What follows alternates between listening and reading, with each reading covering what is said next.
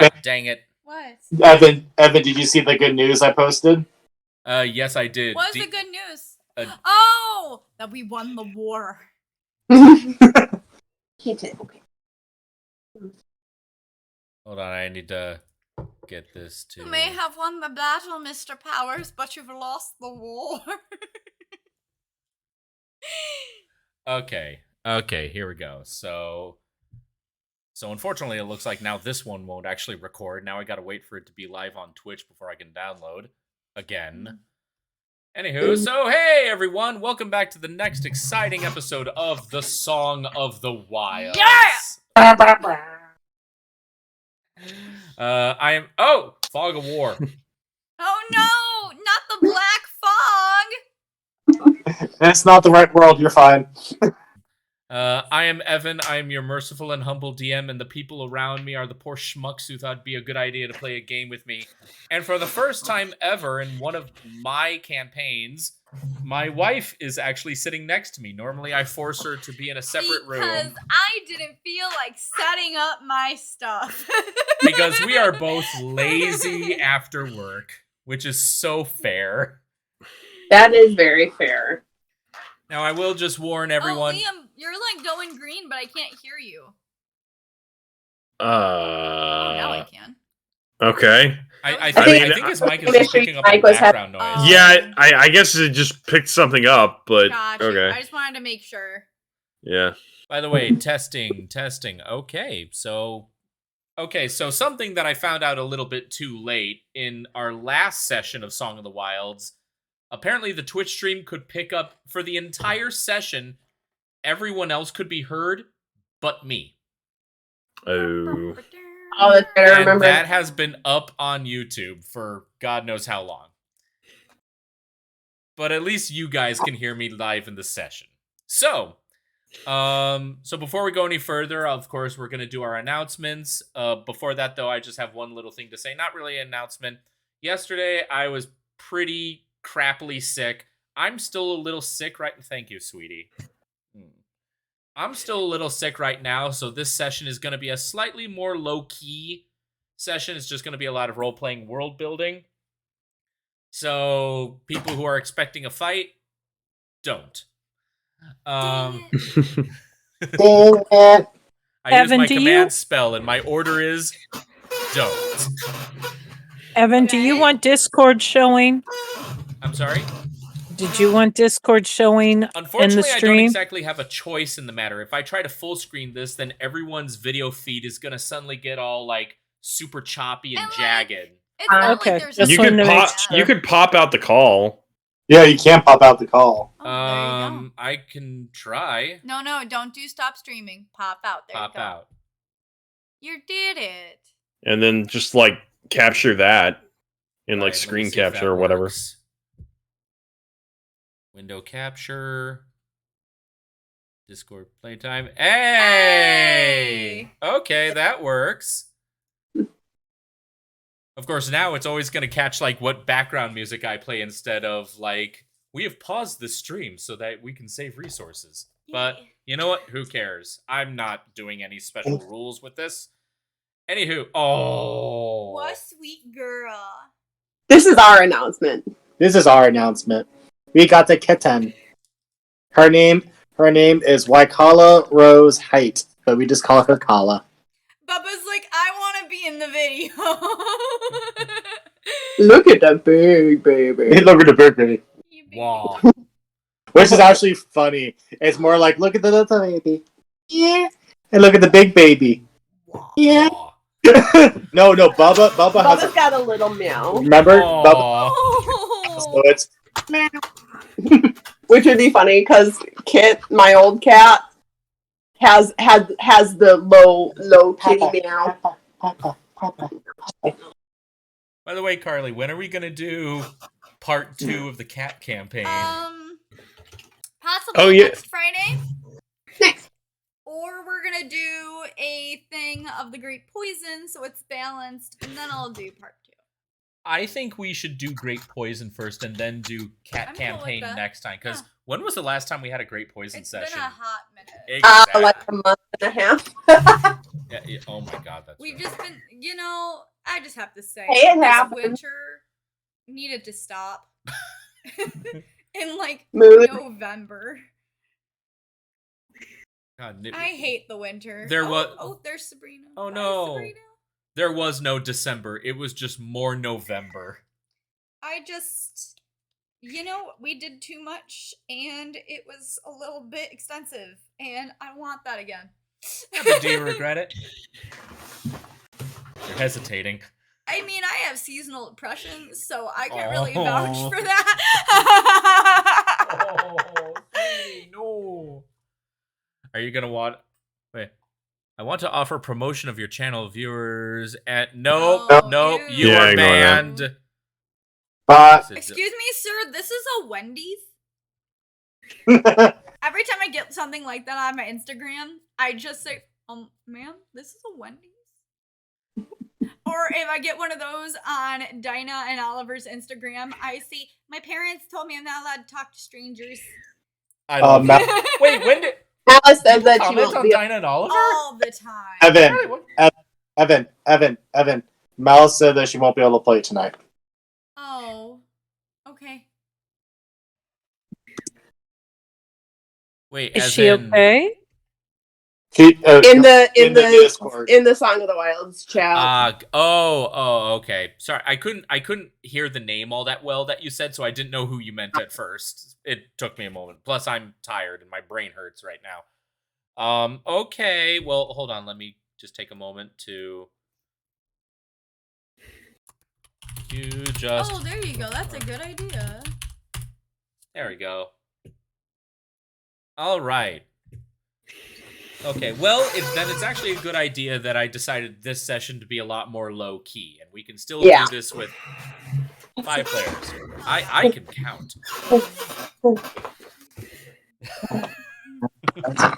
So with that being said, last call. Does anyone have any other little announcements?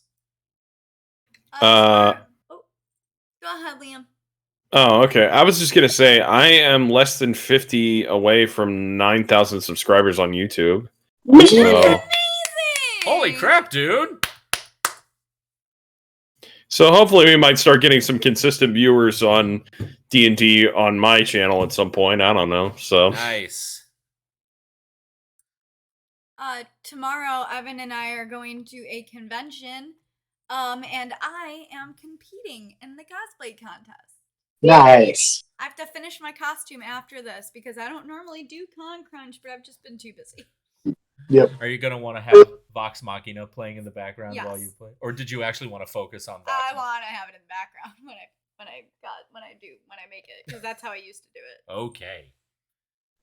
We should be getting our Emerald City Comic Con tickets in the mail soon. I'm so not jealous. I'm going to an anime convention in April. My mom's going too. Nice. So Which one? it's called Anime Ocean City. It's a first time con. Ooh. So it'll be pretty interesting. Look, it's at the beach.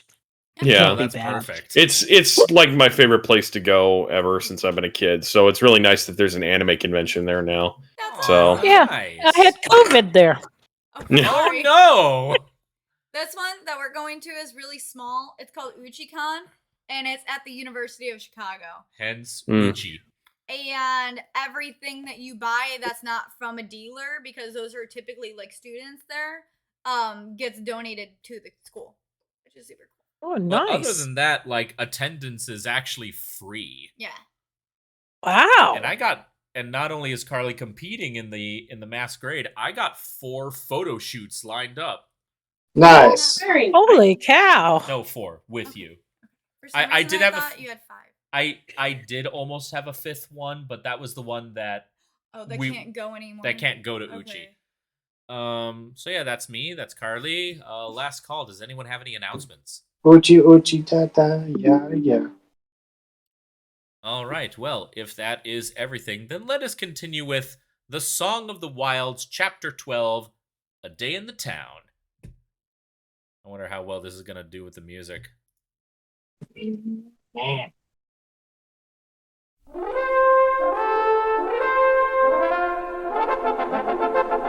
Did anyone hear that? Yes. Yes, now Oh, we can. yeah. You are right next to me. When we last left off our group of intrepid hunter warriors known as the Carrion Crew, God, I love that name. After some inspections of dead bodies of Corvallion, as well as some back and forth discussions with the Corvallion tribe that lives under the Archbeast, the crew decided to return to the city of Akron and just reflect amongst themselves, try to figure out their next move. They delivered their report to Grandmaster Ulfric, who Rain Blaze was able to get there just though the task itself was easy. It was just not as easy, but it was no less important for the community of Akron. That all being said, the crew decided to just take a day to rest and recover, not just physically, but also mentally speaking, considering that they have just dealt with the death of an Archbeast, one of the 5 protectors of the city of the island of Corvallion. That, dear viewers, is where we leave off. So, Carrion Crew, you are all pretty much dispersed in your own little places. Some of you decided to hang out in the city a little bit longer. Some of you decided to return to good Uncle Voight's Stone Manor, the higher floor in that. A day has passed, and you felt at least physically recovered enough to be able to. Yes, you all get a long rest, although I'm not sure you've all been hurt yet. Yeah, I don't. Have I used it? Oh, yes, I have. Okay, so let me do a long rest. You hit the flame. I was like, have I even used spells? And I was like, oh, yes, I have. Okay, so I guess I do need one. So, Some of you are scattered around the city. Some of you are still at Uncle Voight's Manor. Some time has passed, at the very least a full day, so if you wish to kind of start your characters in a spot different than where we last left you last session, you are more welcome to do so. That being said, though, the day is yours. What do you wish to do?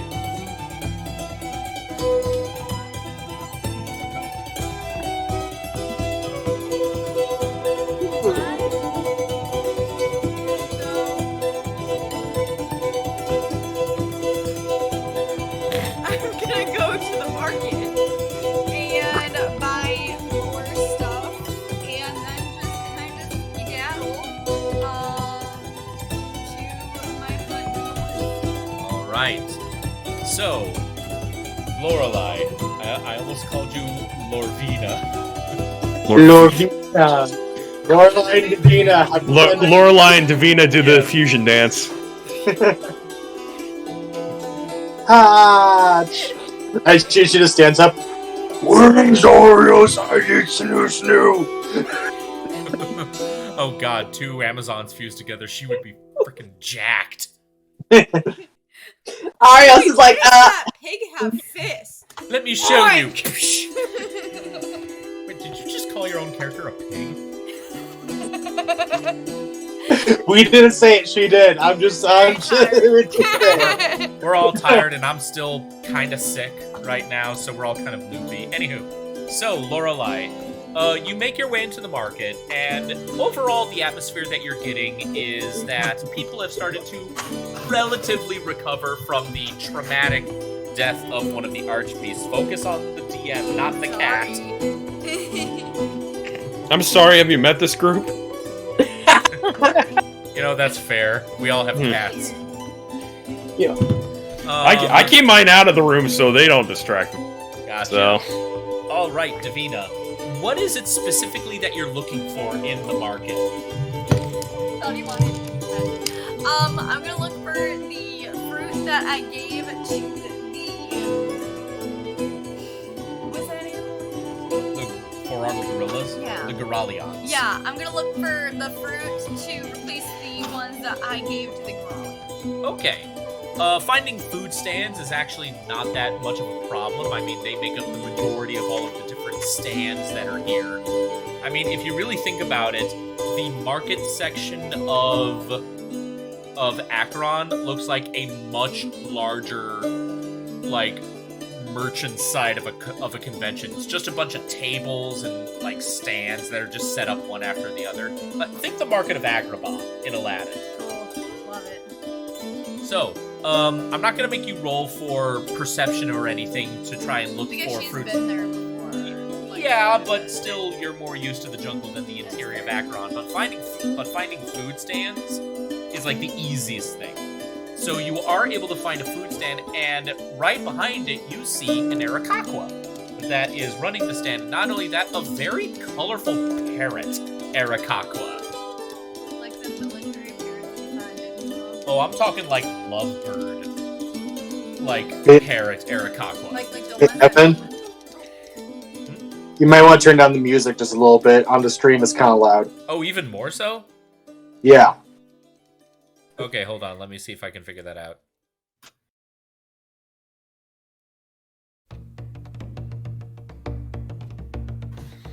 Okay, I see where it's coming from. Okay, how about that? Give me like 10 seconds. I will let you. Oh yeah, because it always has a delay.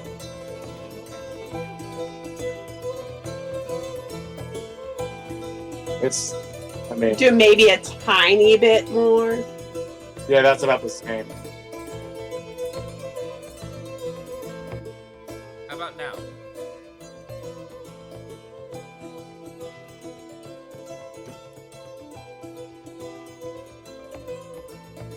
Yeah, for whatever reason, it's not changing much. That is so Yeah, odd. GT says it's perfect, so we'll Okay, yeah. we'll go with what GT Oh, says. GT's in the chat. Yeah, he is. I Yeah, somebody did say cat, and we have a Panzerfaust 1323. Crazy, the crazy American in the chat. Nice. Wait a minute. I think it's Nico. I'm almost positive that's Nico. Oh well. Anyway, you are greeted by the colorful Arakakwa man, who just goes, ah! Of course he's a parrot. What? Okay. No, that's just how he talks. What, you think just because I'm a parrot I have stereotypes? You're racist? There we go. You're piratist? That's not canon. It better not be. Oh, you made this really weird. Okay. Hello, good sir. Can I please have some fruits? Ah, you're looking for some fruit. I think I got something that you might like. I have pineapples, I have star fruit, I have bananas, I have kiwis, I have coconuts. Ooh. This is I have quite a lot here, all collected and harvested from the very beach of our shores. This is all fancy fruit. Oh, is there some kind of fruit? Oh, we also got a new shipment in. We lost our stock yesterday, but someone brought in a new box, and he holds up what looks like a red fruit that has what looks like peels coming out of it with little green tips. And it says, like, this one is the aptly named dragon fruit. Oh my god, I want all of them. How much for, like, one of each? One of each? Let's see. You kind of see him doing, like, little, like, calculations in his head. I would have to say that if you wish for one each, that is going to be 20 silvers. How much for 2 each? Oh, that would be 40 silver. How much until I get to 1 gold? 5 each. I would. Oh, that's too much. Tell you what. I give you 1 gold, you give me change? All right. So if you're looking for change after 1 gold, I will give you 4 each. And you know what? Since you seem to really like them, I will give you 5 each of the dragon fruit. This is slowly turning into an SNL sketch. I just want to say. Never had. But okay. We come back episodes later. This stand merchant is dead, and Yeah. there's like 2 cops that are trying to argue like he's dead. No, he's just resting. Ah, the dead parents judge. Well played. And she like puts it all in her package. She goes, thank you. You're very welcome, kind miss. All right, so you have your fruit, Lorelei. What is it that you wish to do with it? I'm gonna go back to my little hut in the jungle, and I'm gonna try that dragon fruit. All right. Fun fact for you, that's actually my favorite fruit, but because it's so expensive, I get it maybe once a year. All right, so Lorelei, you make your way outside of Acheron, past the safety of the city walls, and you find yourself now venturing deep into the jungle. You know this jungle very well. It is not difficult at all to find your hut. And what would you say your hut is like? Is it like just a single treehouse, or are we talking like Swiss Family Robinson Well, if here? you'll allow me to take the reins, Mr. Yum. Yes, please. This is going to be the first time we've ever seen it. Please, Lorelei, describe your jungle home. It's like your basic bunker, but made basically all out of wood, and like not on top of a tree, but like, you know how you see this little photo right here of the tree that has like the nice The art background of Yeah. this video. It's kind of in that, and like nestled in that like little nook. All right. And then all around there is like various things. You know, it used to be probably an old gray blade base, but she's really made it like her actual like home. Like there's some laundry there, but then you see this little piece of wood stuck into the ground with a name carved in it. And what is the name? Friedrich.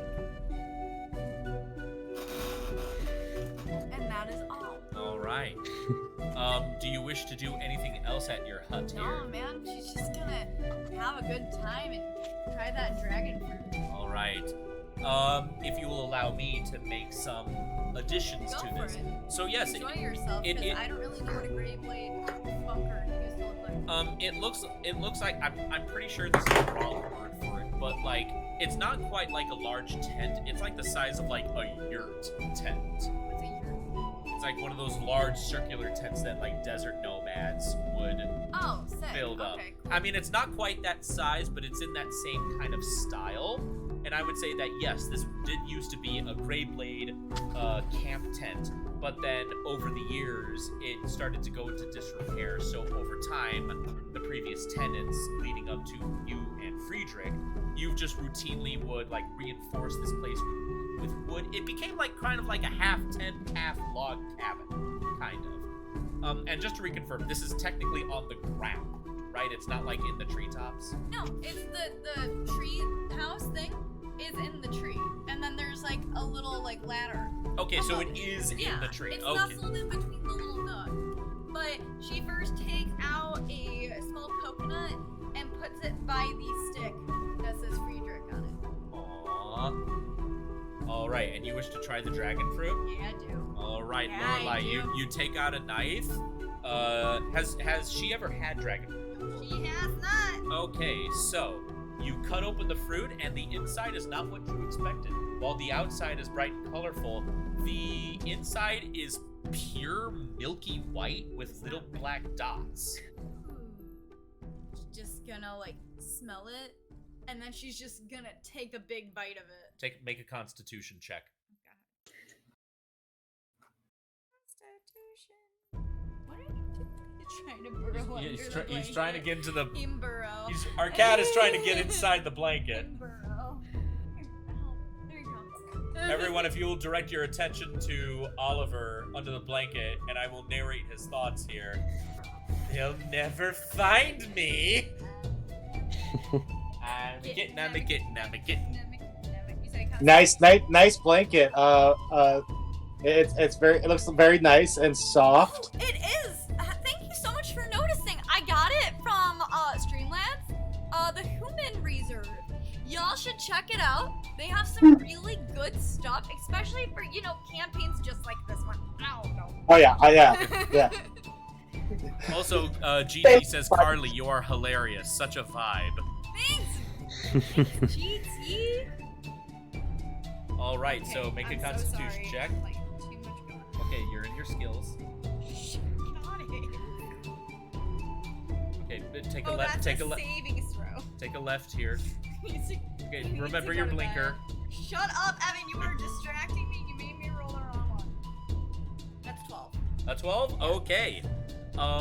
The taste is awkward at first. You're not exactly certain what you were expecting, but then after like 1 or 2 seconds of you just kind of chewing it, then the sweetness actually kind of starts to hit you. It has a very odd kind of like, I don't really know how else to describe it, like an inverted taste when it first hits your tongue. Pretty much dragon. But then once you actually like give it a moment and you start chewing it, then it is like It really is that whole, do I like this? it's a do I like this, and also that piece of fruit, it's like moist like the inside of a pear. It's so good. It is very wet in there. Very true. Okay. And anywho, Sorry. do you do anything else? Are you- She's just gonna have some lunch and have a good time. All right.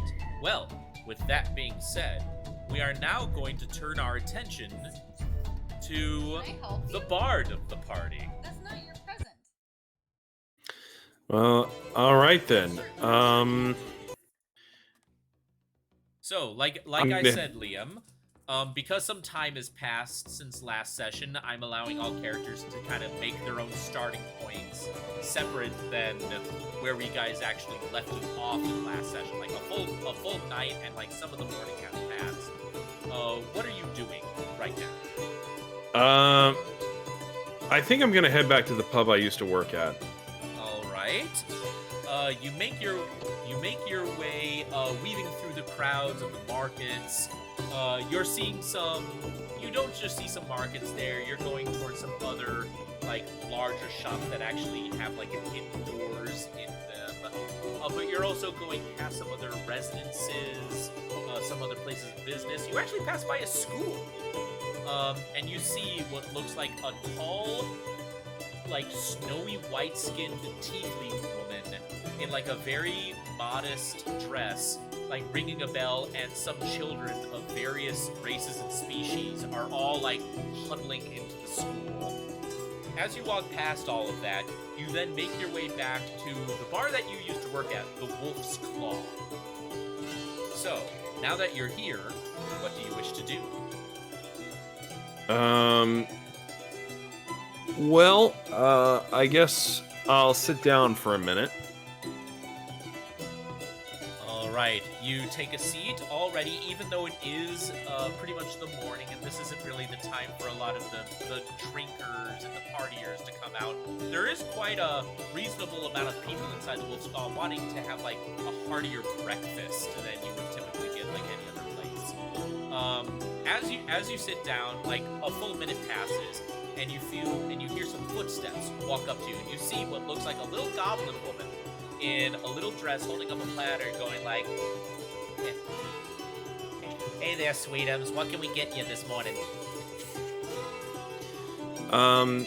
Just a pint of what's ever on tap. Alright, not a problem. Wait a minute. Daff? Yeah, hi. Oh my god, I haven't seen you in a long time. What happened? Where you been?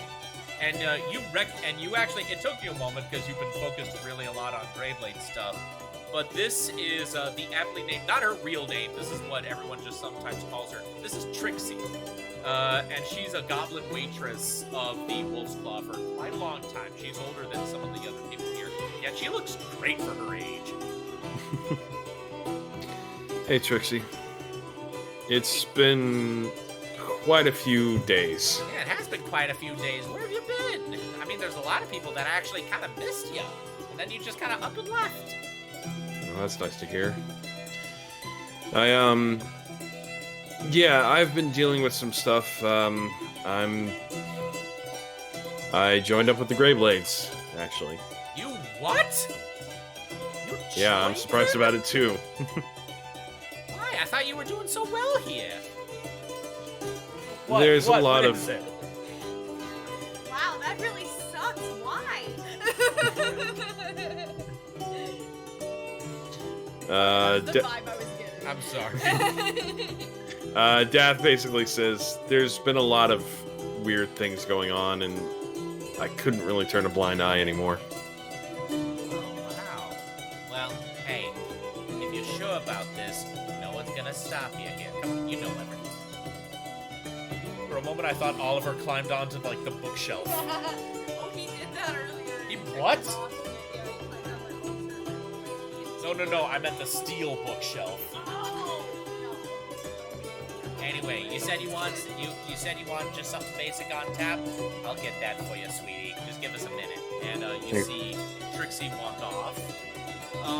Over time, you see like a couple of the other like waitresses and bartenders. I mean, this place already has a reasonable customer base here, but it's still kind of waking up. Service is a little bit slow.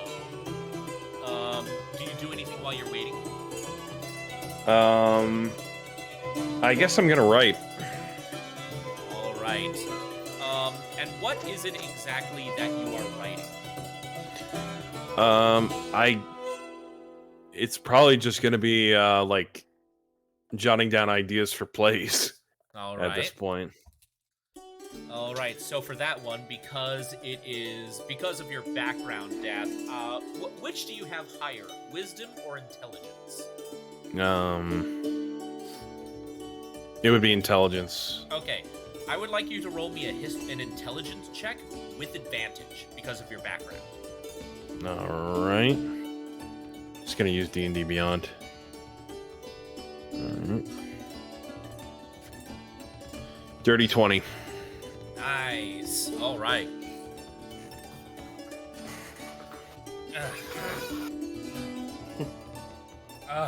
Okay, I'm fine. Death. As you're writing, you're just jotting down like just some random scratch notes, just like little bullet point ideas of possible concepts and synopses of various play ideas. But then you write down one idea, and you realize that idea becomes a whole sentence. That sentence goes into another sentence, and you can't quite explain it, but this idea is actually now starting to become like a small paragraph. And you realize, oh, what? And then that paragraph turns into another paragraph. And then that paragraph turns into a third paragraph. And congratulations, you have written a book. Sorry.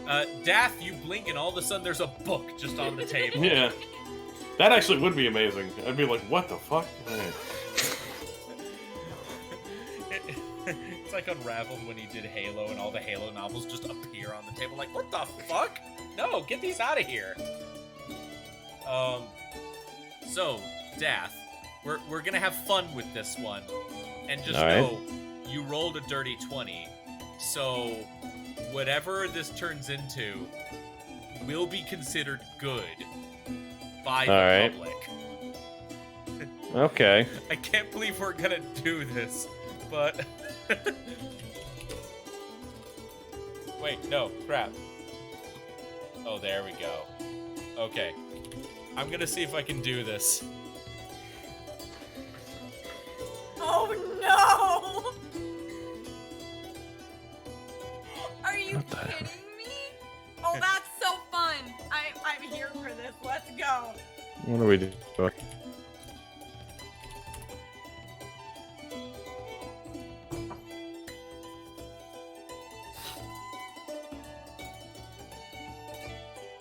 Hold on, I'm trying to find it. Sorry, I had this like ready, Oh gosh. And then it just vanished. and then it just kind of vanished.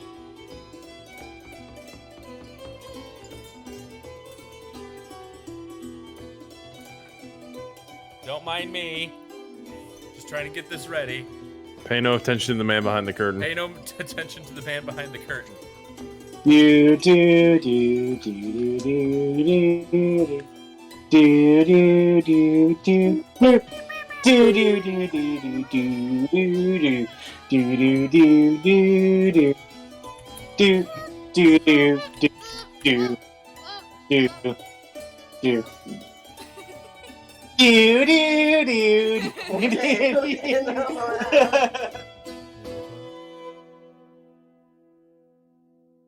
All right, so here we go, Liam. I'm gonna make you play a game of Mad Libs. Alright. All right. I want you to give me a plural noun.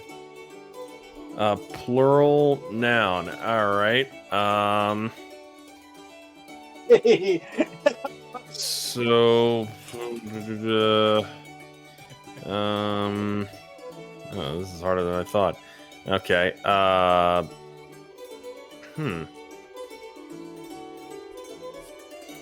Just any Dish. noun, but it has to be plural. Oh, plural. So like, okay, sorry. Yeah. Okay. Dogs. Dogs. Okay. That's Name me, kind of name me a place.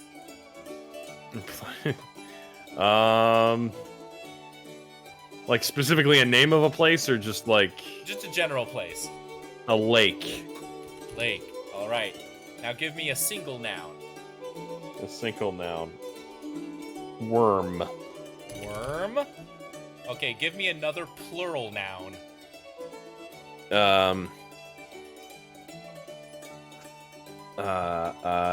Sharks. Sharks. All right, another singular noun. Another singular noun.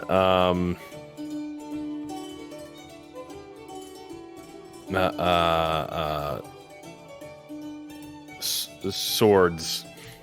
Sword. Okay. All right. Oh, now sorry, give me, yeah, now singular. Give me an adjective. Adjective. Okay.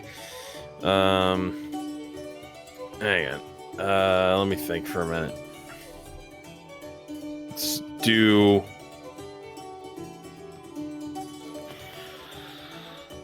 You got this, dude. Let's do generous. Generous. Wait, I is will- that an adjective? Oh, you know, no. That is an adjective. It's like you're describing Yeah. something generous. All right, now give me a verb. Verb. Jump. Jump. Okay. Now give me a number. 14. 14. Give me another adjective. Another adjective. Bizarre. Bizarre. All right, now give me a body part. Thumb. All right, last thing. Give me a verb. A verb.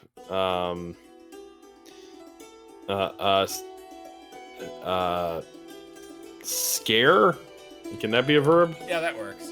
Alright. All right, are you ready? Oh, God. Sure. Dath, this is what you wrote at a point of morning epiphany. Stop it. Two dogs, both alike in dignity, in Oh, fair God. lake where we Ugh. lay our scene. For ancient worm break to new mutiny, where civil blood makes civil hands unclean. From forth the fatal loins of these two foes, a pair of star-crossed sharks take their life. Alright. Home misadventured piteous overthrows, do with their sword bury their parents' strife.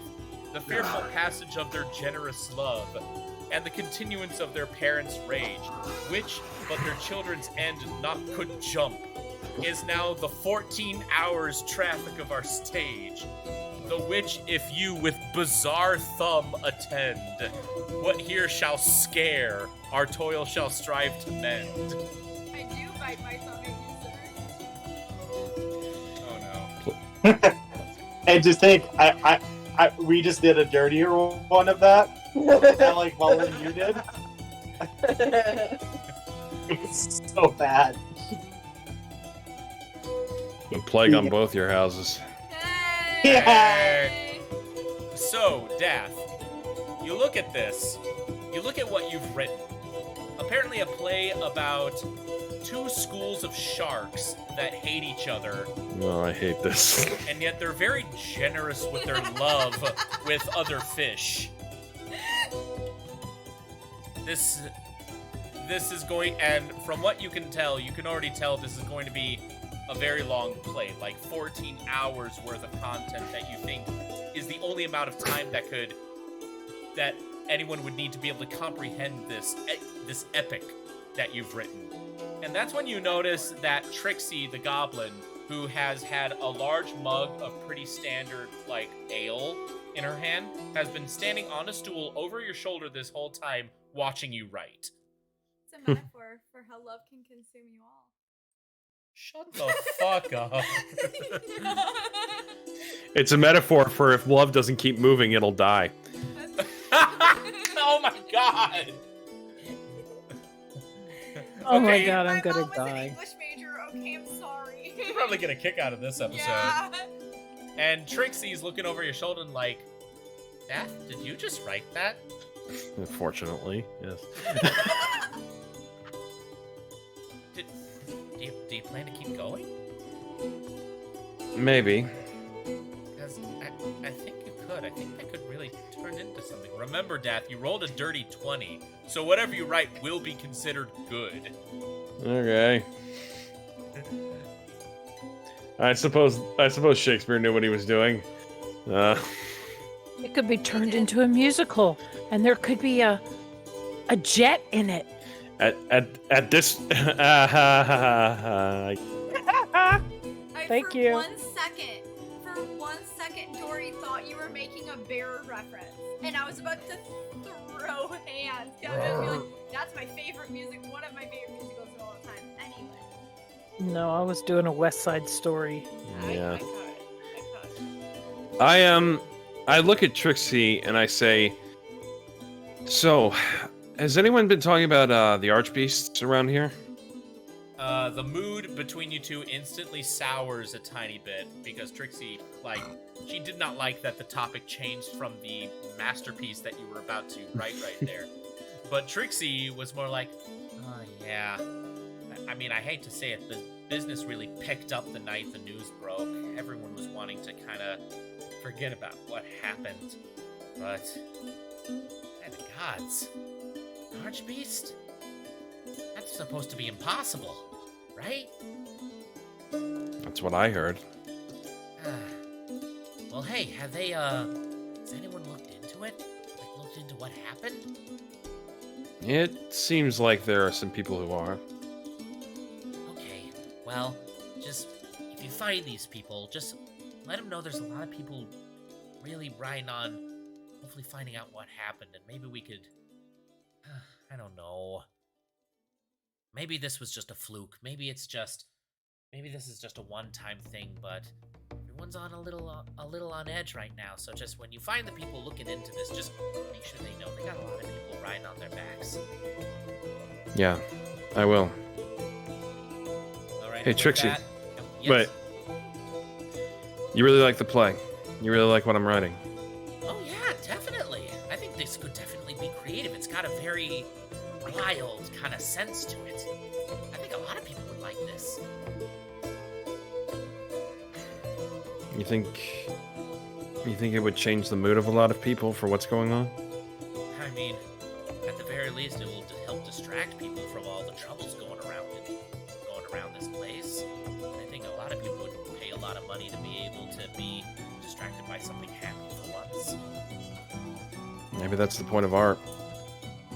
Oh yeah, ain't that the truth? Anyway, sweetie, here's your ale.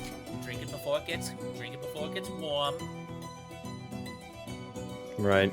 And hey, if you need anything, you know how to flag me down. And then she hops off her stool and then just takes it with her in one hand, platter in the other. All right. All right, Daft, do you do anything else? No, that'll be it for me. All right. We now turn our attention to Strider. So, Strider, yes, move the camera away from Leah. Yeah. So, as I previously stated, because of how much time has passed, I will allow you to start Strider anywhere in the city that you wish. What is Strider doing right now? He's Is there like a training area at the Great Blades facility? Yes and no.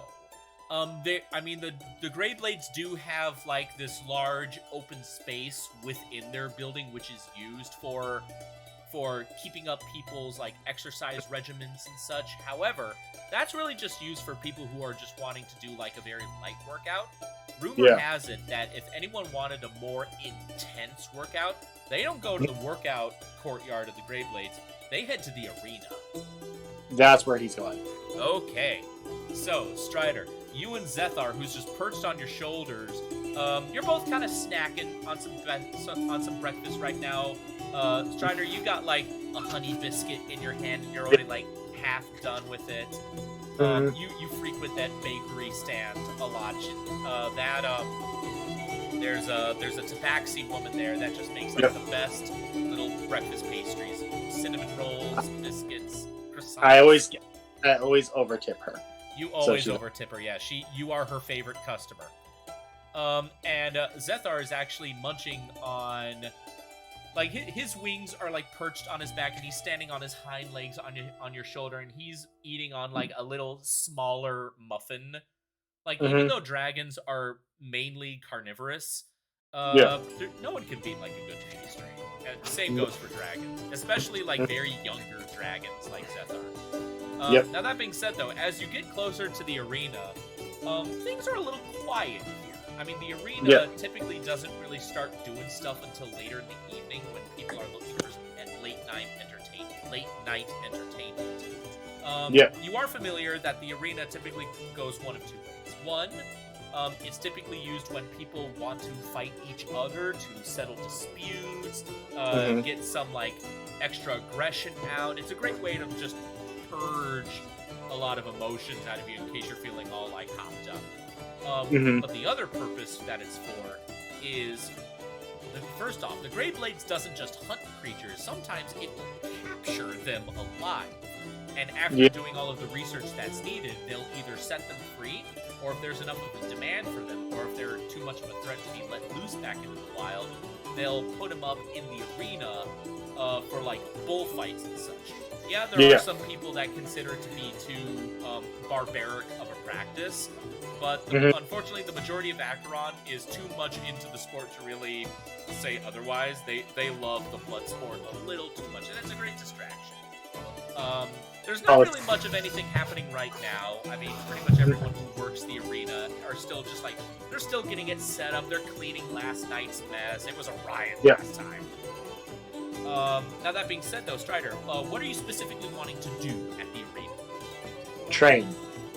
Strider, like, knows, like, whatever killed a Grillion, he's definitely not quite ready for that yet, but he wants to make sure that he can be as ready as possible, get stronger, get tougher, especially since the Grey Blades have trusted him as basically kind of like the leader of this band of groups.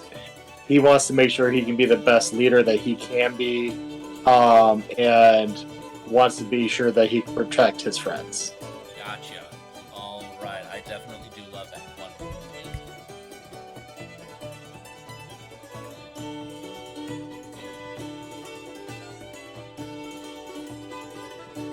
Okay, just had to give a little private note there. All right, so you've attended the comings and goings of the arena from time to time. Though you've been busy with your training with Master Garah to be an official Grey Blade, and now you have your own team. Now that being said, though, you are familiar with the owner of the arena, Hortrak. Hortrak is a hobgoblin. No, wait, no, not hobgoblin. I got my species mixed up. He's a bugbear. Oh, he's a bugbear. You see this giant bugbear, and with this giant, long-ass orangutan arms, he's got them crossed on his chest, and he's like barking orders to some of the other people that are kind of repairing some structural damage. Again, last night was a bit wild there. Yeah. So, how do you approach this scenario? How do you approach this situation? he's walking up and he has like the last bit of like the honey biscuit. He puts it in his mouth. He's kind of just doing dull. He's walking up and he goes up and goes, and he kind of just pats him on the back. Goes, "Hey, bud, how's it doing?" And he's looks around and just goes, "Wild night last night, huh?" Yeah, can you believe it? And and here's the thing: this guy is tall and huge. So when you reach up to pat him, you are getting like the small of his back right above his ass crack. He is that tall. Yeah, you are. Dude. Good game. Pat. Like you're this close to accidentally smacking his ass. Well, I mean, if he's like a football player, that's fine. Good game. Pat. Good game. Good game. Yeah, Hortrack turns around, kind of looks around for a moment, and then he looks right down at you. And like, I'm sorry, Zethar, but you are just like barely above dick height with this guy. He is... Strider Zethar, just barely above dick height. Hey, buddy.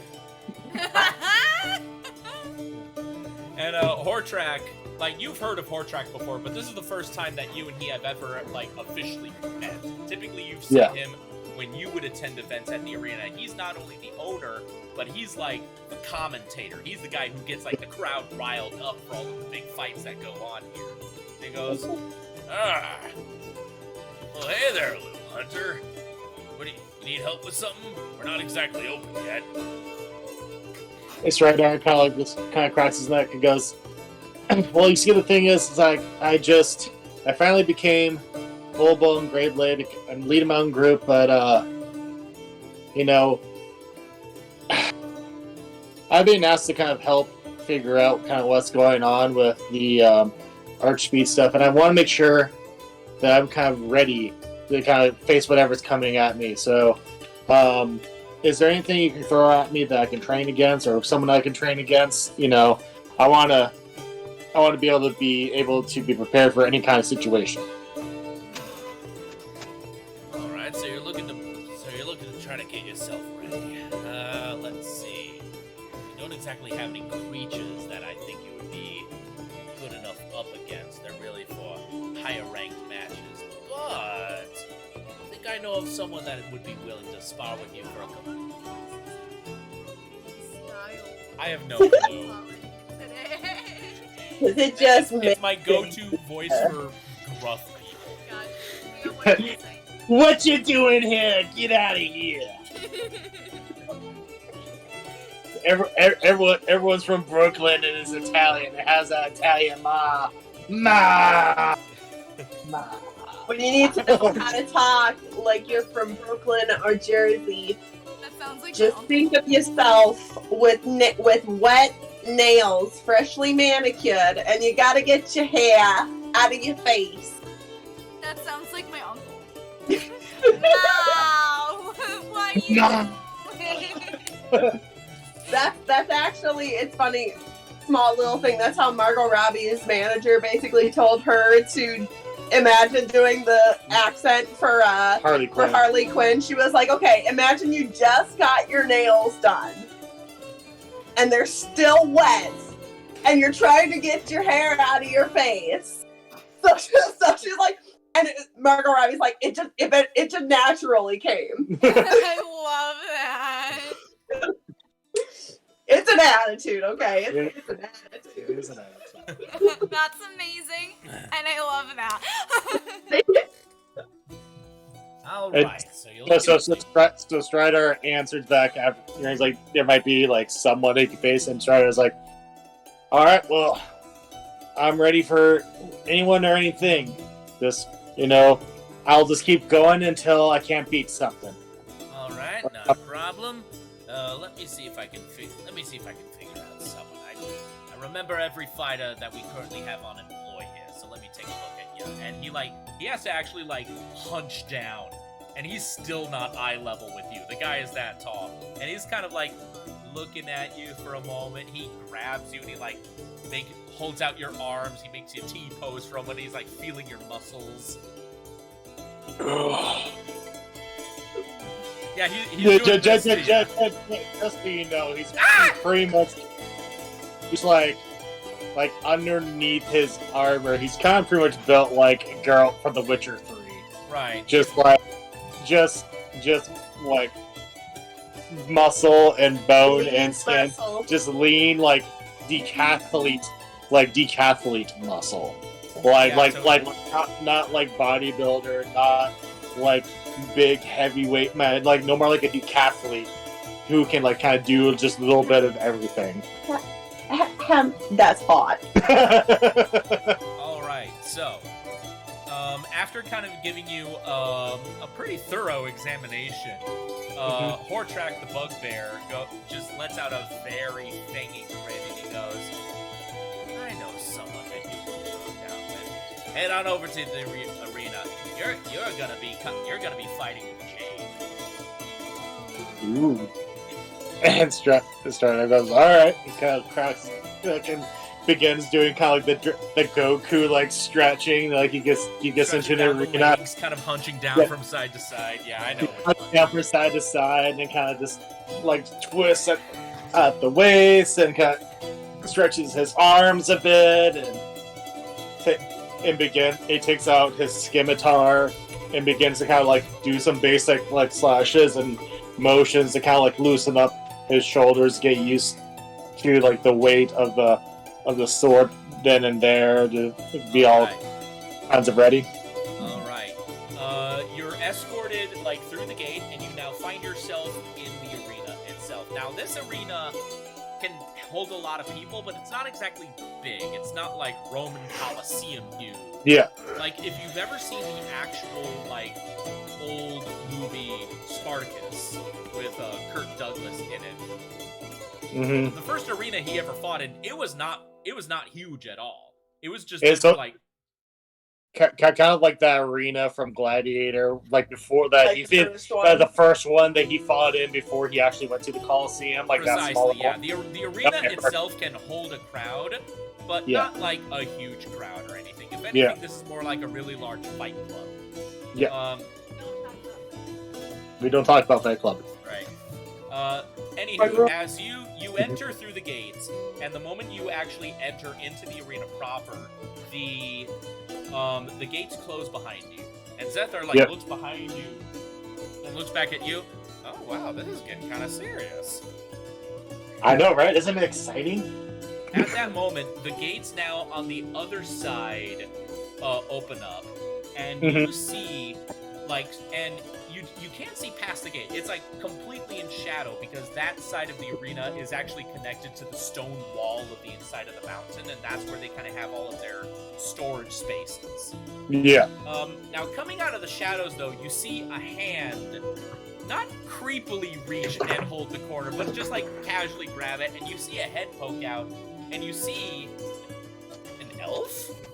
An elf with like blonde hair with like green streaks in it, though the streaks actually seem natural and not like highlights or anything. This elf just kind of looks around and goes, "Oh hey, are you the one that Hortrak wants me to fight?"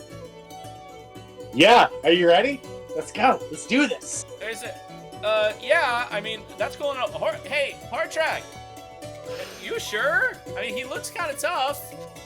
And like, it's fine. I know you can handle it. You've handled bigger than him before. Yeah, I know, but he's got a dragon with him. All right. Is that Zethar like, yeah? And you see this poor elf just go, all right, just go easy on me, okay? And then he finally comes out of the shadows, slithering. And you realize this guy is not an elf, he's a Naga. And like he still seems kind of nervous until he reaches behind him and he pulls out twin scimitars. Oh. We're now gonna cut away from here. Oh. And now we're going to go to Fidelma. Yep. Clear your throat. I'm just look. Yep. Don't get me coughing now. Oh no. The pit of despair. Don't even think about. Don't even think about throwing this spike. Great movie. All right, so Fidelma wants to learn as much as she can in the library about archbeasts, about I don't know just about archbeasts. All right, not a problem. Fidelma, because you've already been kind of searching for this kind of information before, and this time you're doing it in Uncle Voight's private collection of his library, because you've already kind of searched for this stuff, I will allow you to roll a perception check with advantage.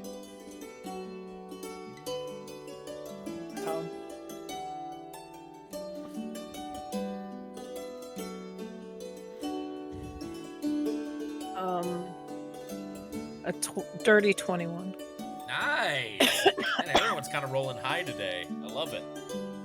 All right, so Fidelma, you actually do find some concrete info about the Gravelands. Now, you find not just a couple, like, actual published books that just seem to be, like, a collection of reference information about the Gravelands, but you actually find in the library what look like handwritten journals. And these are old.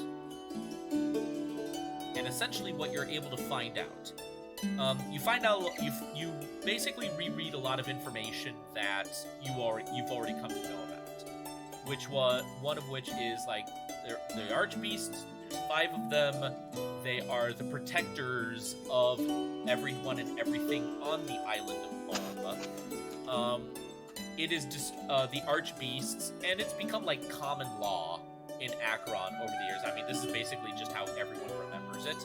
It has become common law that the Archbeasts protect us from anything that might come from the outside, even though it's very unlikely anything ever could come from the outside.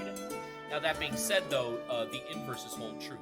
The Archbeasts always constantly try to discourage anyone from leaving the island. And it was always kind of an understood thing that it was always for the protection of everyone that lived on home. Like, the ocean is a vast and massive, endless place. Like, you don't know what's out there, and home is a sanctuary. Okay. Right. Some other things to know is, again, some more information that you've come across. Like, aside from what happened to the Gralion, it was understood that the Archbeasts are closer to demigods than actual, like, giant monsters. They are, by all definitions, immortal. Which kind of drives home just how terrifying it is that one of which got killed. I was about to say, not anymore. Yeah. Are you looking for any other information? Are you looking for anything more specific regarding the Archbeasts? Sorry. Is there anything that they expect from us?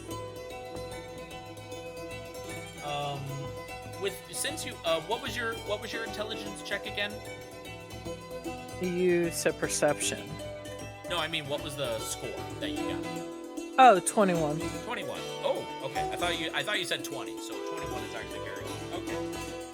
With a 21, it was basically understood in ancient times when people first arrived on the island and the Archbeasts decided to start keeping everyone protected on the island. It was basically understood that the people on the island must be one with nature. Like, everything between the civilization of Acheron and all of the flora and fauna in each of the different environments of home have to be in absolute perfect balance. And anything that would possibly upset that balance would invoke the Archbeast's wrath.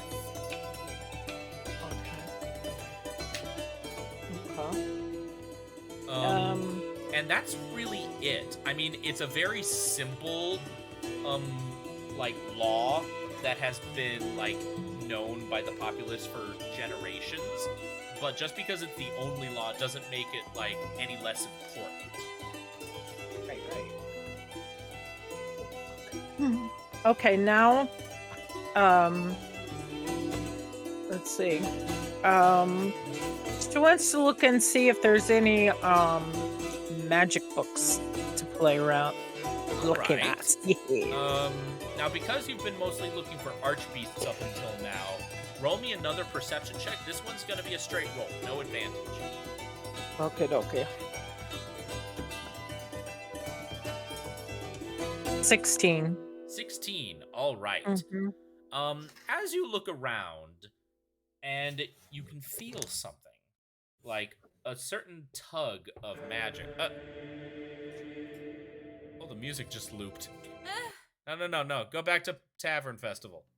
Oh no, man. I felt like that was like the perfect transition. Okay, you know what? Yeah, we'll go with it. All right. Fidelma, as you're searching through the library, you feel a tug. Like, not like a physical tug, but like a tug in your mind, pulling you in a certain direction. You can't quite explain it, but it feels like something is trying to get your attention. Like, you know that feeling you get when you know that someone is watching you over a great distance?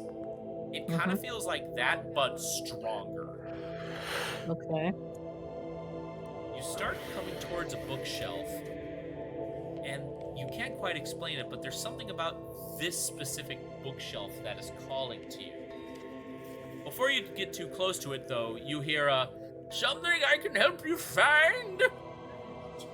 And suddenly appearing behind you is the Furbolg butler Rathers.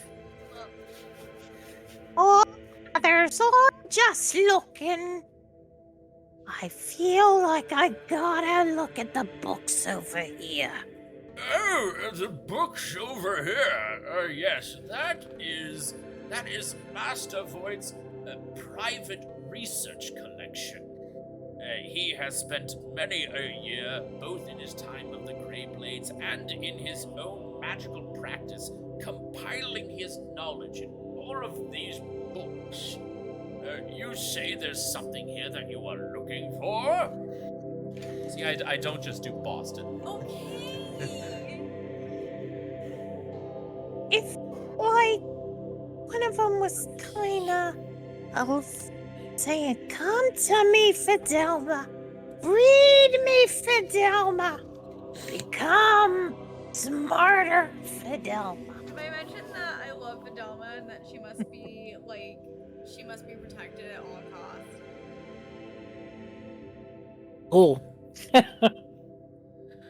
Rathers just kind of tilts his head as he looks at you and goes like, that's certainly odd.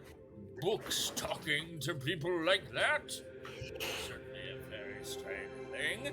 And he just walks right past you and starts looking at the bookshelf himself. And he just goes, well, these are all definite...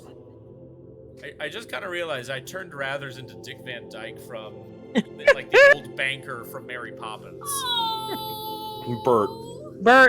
Bert. I've turned... Oh my god. No. Not Bert. The other character he played, the banker. Oh, you mean the banker. Yeah. The one who died laughing at the end Yes. of the movie. He died laughing. Oh, They just kind of skirt about that. are we not going to talk about this? Yeah, I'm basically doing the old banker from Mary Poppins. Anywho, he kind of looks at the bookshelf and goes, well, I do say these books definitely do have a little bit of spark about them, since they were personally handwritten by Master Void himself. Let me see here. Ooh, this is a rather interesting one. He pulls out like a small purple journal.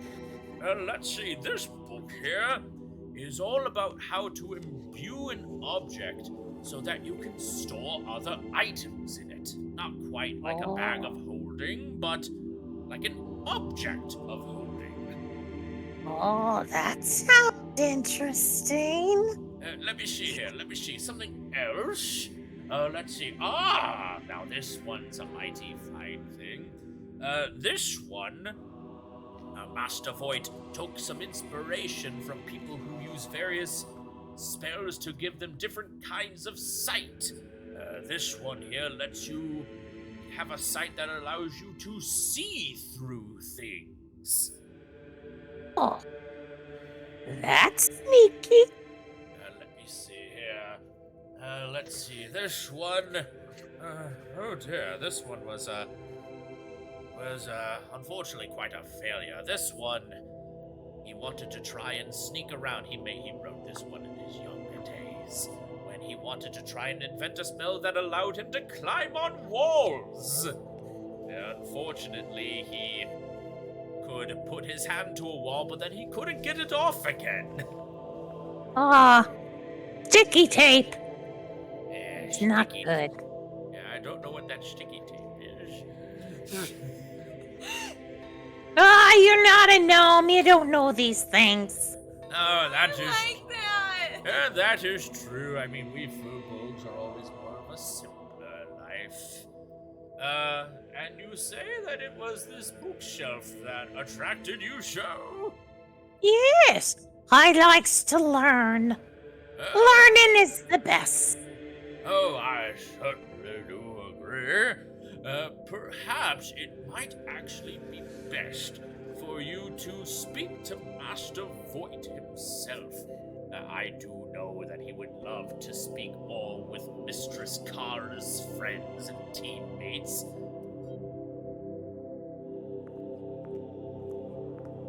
But can I see that second book real quick?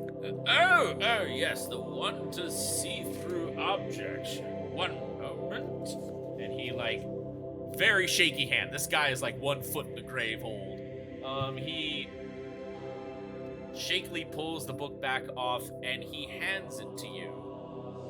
And this is very thin journal. But basically it talks about him basically Voigt homebrew a spell.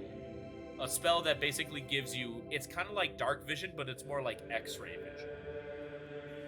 He created the spell just to help him see through cover and walls, so that he always would know where his quarry would be.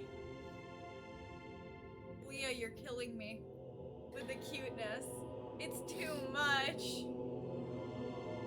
You're seeing through walls, Carly. Now I know Master Voigt would be most pleased for you to read this of your own leisure, but if you have any questions, I do advise that you speak to the Master directly. No one's paying attention to me. They're all looking at the cat. Not me. I'm looking at my paper. Oh my god, she's eating him. And that means she's gonna eat me too. Oh my god. I feel like just off camera, there's Bubba just watching this going, motherfucker used to play with me like that. Oh shit. Oh no, he's laying on the bed on the Star Wars blanket yes, this is my blanket. No kitten can have this blanket. Baby. Anyway, Evan, I apologize. No, you're fine. That was adorable. Fidelma, anything else? No. I guess I should talk to Mr. Voigt before, I look at more of his stuff, huh? Alright. With that being said, we are now going to move away from Fidelma, and now, last but certainly not least, we go to Kara. So, Mama's Kara. gonna play. So time to go to Papa. Yeah. Alright, so, Leah, where is Kara right now, and what is she doing? So I imagine that Kara, partly because she kind of issued she kind of issued a bit of a come at me bitch kind of with the last episode by saying that if he comes for the book, tell him I have it.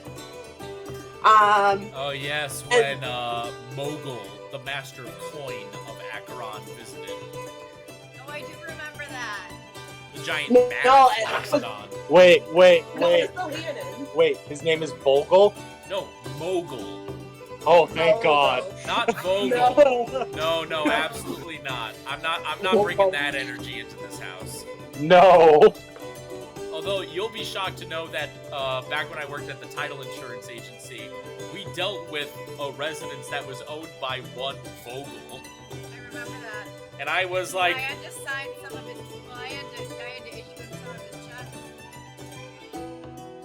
Anyway. but no, it is Mogul. M is in Mary, Mogul. Mogul. I'm sorry, I can make this funny. You guys remember when in that part of the old Song of the Wilds when Liam snapped? Yeah. 'Cause I remember that. You shut up! You shut up! You shut up!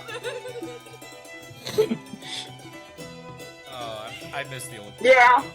Anywho. Right. Alright, yeah, so, Yeah, Kara issued an indirect come at me bitch, because Mogul had already left by then. But you are in possession of your father's actual journal. And of course, the thing is written in code, and knowing him, his code is always like freaking impossible to break. And of course, he most likely like took the cipher to his grave or wherever he's like missing from now on. And of course, your uncle doesn't know jack shit about it because they're brothers. They messed with each other all the time. Right.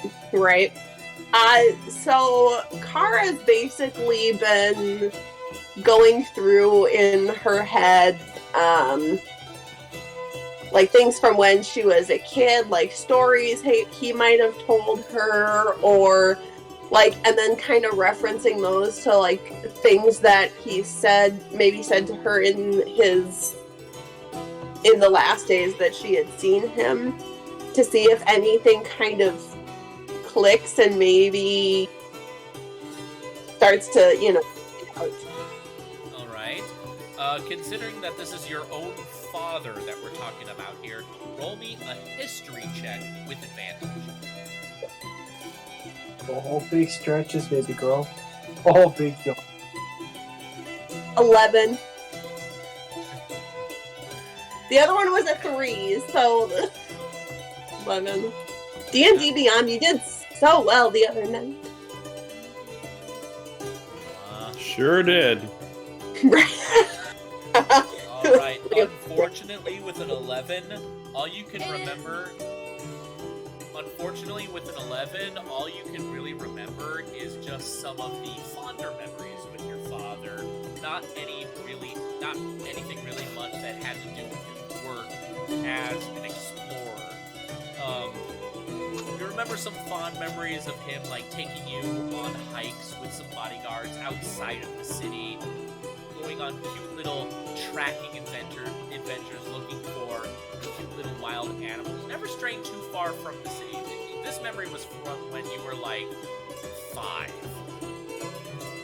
Like you were a youngin' during these memories, but even though how young you were, your father just loved taking you outside to just show you all the fabulous wonders that your island paradise could offer, in the hopes that one day you would be the one to help fight for and protect this wonderful place that we all call home. Okay.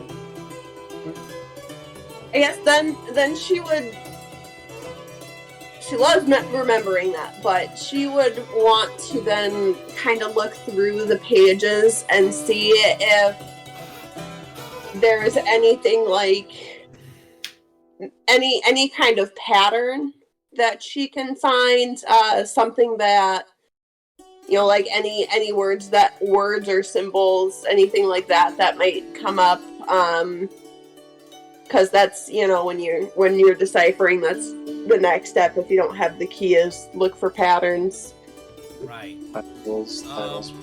Making sentences or something. All right. Now, because you are looking for something specific regarding your father's journal, Now this one, unfortunately, I am going to have to say is just going to be a straight roll here, but roll me an intelligence check as you try once again to figure out clues about your father's journal. I have a +3 in intelligence. You did a saving throw, not Oh, I did. Okay, never mind. Never Yeah, mind. this is Sorry, a that's check. saving. There you go. That one was much better. That was an 18. 18! Hey! All Hey. right, nice. You're kind of skimming through the pages a little bit, and you're just kind of looking, you're looking. But the thing is that you're not really seeing much of anything like patterns or whatnot. If there is a pattern, it is so deeply ingrained with your father's writing that it's not something that you can just glance at a few pages and notice here. But as you're flipping through pages, something falls out of the journal. That's like the Arnold. And it No one else caught that. But I did. I know, I did. I was over here laying with kitten. But I did.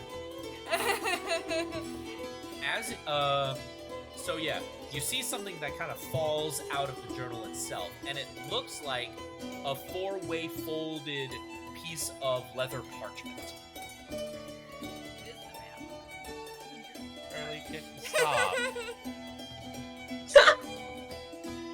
Alright, so yeah, she picks it up and she looks at it and then Yeah, she it's a map. unfolds it. I'm sorry, I didn't know!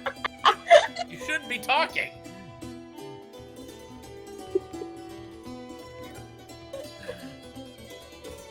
Sorry, DM. It is the map. It is the map from Hey Arnold. Damn it! Disadvantage. built up for Disadvantage nothing. on you. Listen! Disadvantage on your Listen! cow. Okay, it's not my fault. It's a journal from her dad with a map in it. She's about to yell, "Uncle, I found a map!" Instead of Grandma and Grandpa, I found a map. It's the same thing. No. She's tucking the map away. Like, she's not gonna tell anybody about this map. Mostly because in her head she's like, even whatever this map is of, even if Mogul were now to get the journal, he wouldn't have the map.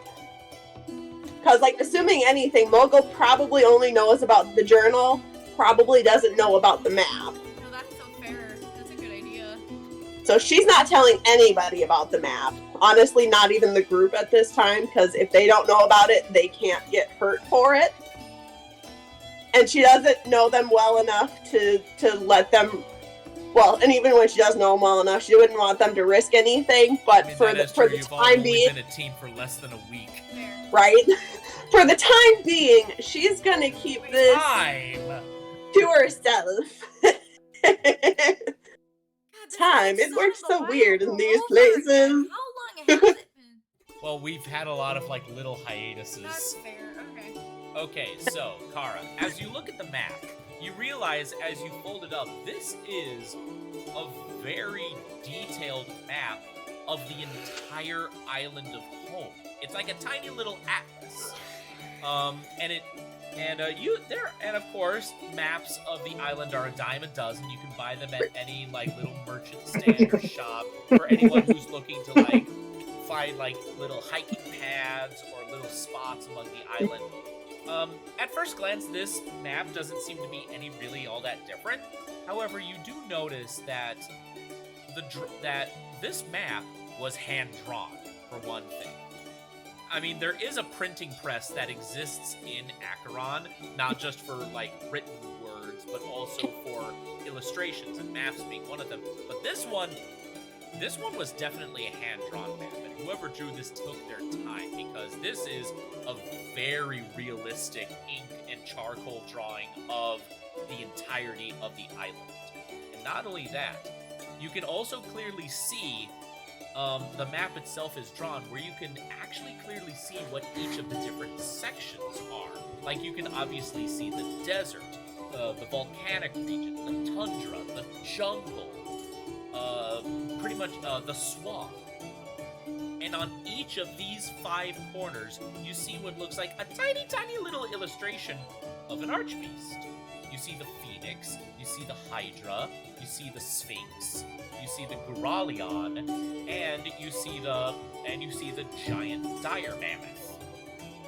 And obviously they're each corresponding to each of their little sections. Now, as you are looking this map, I would like you to make which do you have higher, your perception or your investigation? Investigation's 1. Perception. Perception. Okay. Roll me a perception check. 12. 12. Okay, actually 12 is exactly what I was hoping for.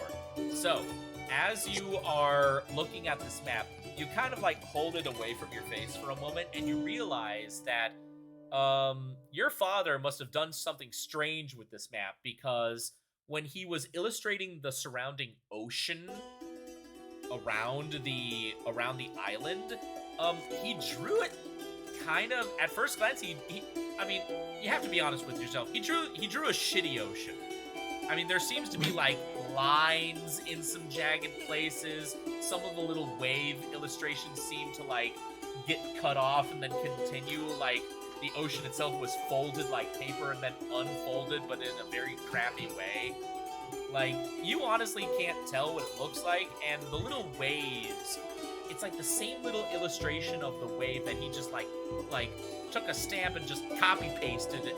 The same little wave illustration all over like the surrounding ocean around the island. The island itself is beautifully drawn. The water illustration around the island looks like shit. And it's just so odd. I mean, with the way like the waves are cut up, there's like weird lines in some places. I mean, it's intricate. That's not exactly saying much.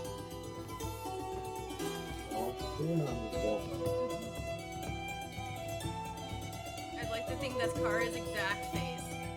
Yeah. And this is especially strange for you, Kara, because you've known your father in the short time that you've been with him.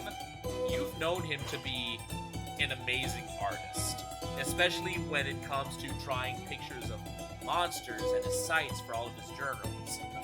For him to draw something like this is like you've never known it to happen. This is the first time you've seen something drawn like this before.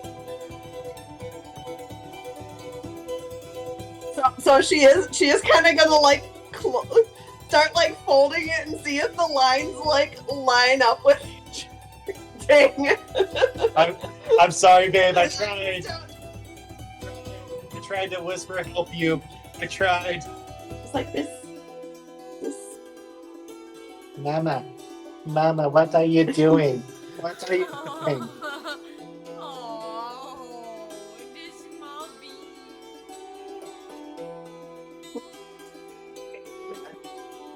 She's like, Yeah, okay, that's enough. That's enough love, Mom. All right, Kara. Too much. business, Right. Mom. Kara, do you do anything else? Oh. For the time being, because honestly, I imagine that Kara's probably been up since the butt crack dawn, looking at this thing. She's probably just gonna be like, I need food and water and a bath. She's gonna fold up the map and hide it. She's got one of those shirts that has pockets that are in the seam, so like you can't really tell that it's a pocket Nice. until you actually pull something out of it. So she's gonna Pockets. right, hidden pockets. So she's gonna slip it into one of those pockets, close the journal, and then now she's gonna head out and go take a bath and eat and get something to drink, and then see if she can chat with anybody else. She's like, I've been in here for hours. Should probably, With me, Mama. She's like, I've been in here for hours. I should probably have socialization so I don't drive myself crazy. All right. Kara needs a kid. Kala and Kara. Oh, I love that. All right. Well, with that being said, you've all basically have been doing your big activities for today. Lorelai, you've been kind of just managing the upkeep of. She's eating and managing the upkeep of her little hut. Yep. Kara, you kind of ventured back to your manor and you're getting yourself some good quality food and a long-deserved bath. Strider, you and Jade, the Naga, are both on your back, panting, just cut up You and guys had a good bruised. time. And, And Zethar's laying next to Stridar on his back, just going, and Jade also on his back is just going, I think we can call it a draw. Same time next week? yeah. What about tomorrow? I gotta do my other job tomorrow, man. Okay, next week Okay. then. Hey, pinky promise. Yeah, pinky promise. Perfect. Oh my god. While that is going on, Fidelma, you are wandering the halls of Kara's manor. You're very slowly meandering to meet with Master Voight to learn about the different spell journals that he has concocted in his many years. And Dath, you are still once again. You took some time to walk around the city a bit more, and you have been continuously writing what could be the next great play of Acheron. All right. Now, that being said, we now cut into the night. If I can find the right music. Come on.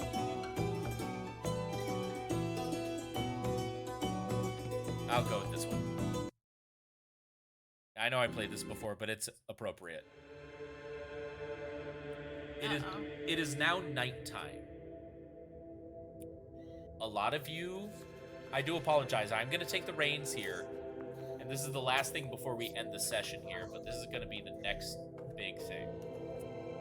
It is now late at night, and the nightlife of Acheron is actually starting to doze off, with only the night workers and the night guard staying awake. Kara, you have refreshed yourself, you've gotten yourself a good dinner, and you've retired to bed.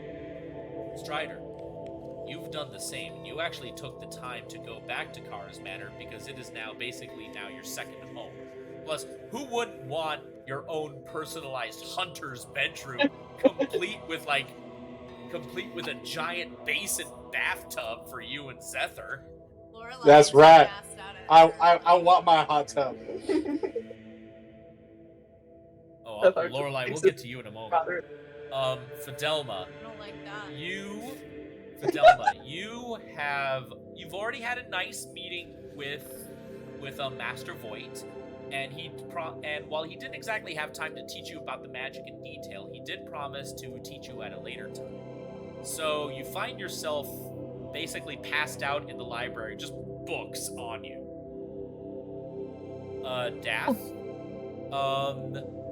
Dath, would you say that as you took your time writing your play, did you make your way back to Voight's Manor, or did you get like a spare room at the tavern? I guess I made my way back to the manor. Okay, so basically everyone's back at the manor here. Lorelai, Oh god. you are the only one not at the manor. You basically passed out at your hut. Yeah, like she's holding one of them star fruits that's half eaten, and she's just like, There's a little dribble of drool coming out of the side of her mouth. yeah. As you are sleeping, you are very gently jostled awake by hearing just a very faint tingling, tingling, tingling, tingling, kind of like a very, very faint light chime. What is it? As you rouse yourself awake and you kind of look around at where the noise is coming from, you look outside, and coming just kind of off to the side outside of your hut, you see a faint white and yellow glow. That's nice. So what do you do? Hello? There is no answer.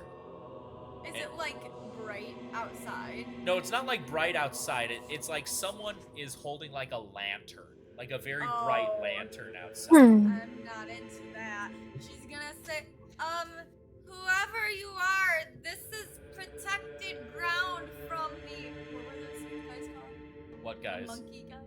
Oh, the Goralions. From the Goralions, you better leave.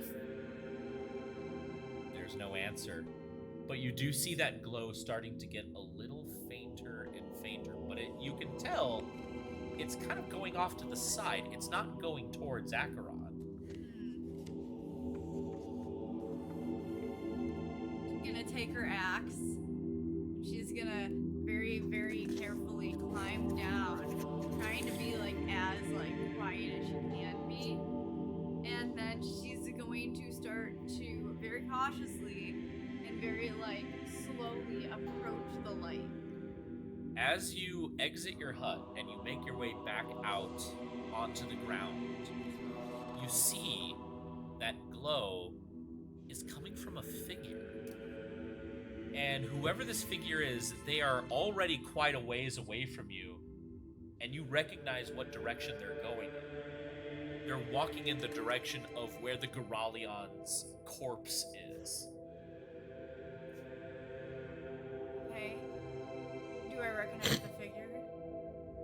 Roll me a perception check. God. If I know what you're doing, I'm gonna cry. It is a high DC because they are pretty far away. But do I recognize like the silhouette? No. Without a roll? Oh, well, roll me first. Okay.